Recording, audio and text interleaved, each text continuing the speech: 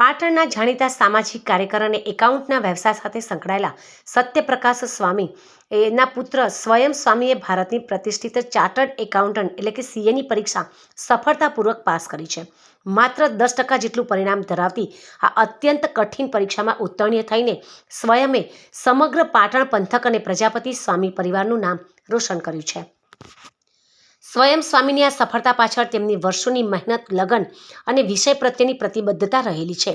પોતાની સતત એકાગ્રતા દ્વારા તેમણે આ સીમાચિહ્નરૂપ સિદ્ધિ હાંસલ કરી સમાજ માટે ઉત્તમ ઉદાહરણ પૂરું પાડ્યું છે. ઉલ્લેખનીય છે કે સ્વયંના પિતા પોતે પણ એકાઉન્ટ ક્ષેત્ર સાથે જોડાયેલા છે અને સ્વામી પરિવારના ખજાનચી તરીકે નિષ્ઠાપૂર્વક સેવા પણ આપી રહ્યા છે. ત્યારે પુત્રની આ સિદ્ધિથી તેઓ ગૌરવ અને આનંદની લાગણી અનુભવી રહ્યા છે.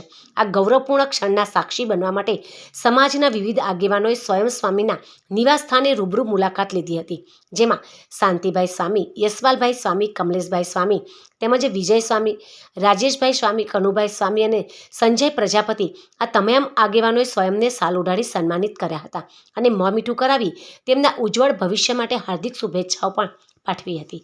હાલમાં પાટણના વિવિધ સામાજિક સંગઠનો, શુભચિંતકો અને મિત્રો તરફથી સ્વયં સ્વામી પર અભિનંદનની વર્ષા થઈ રહી છે.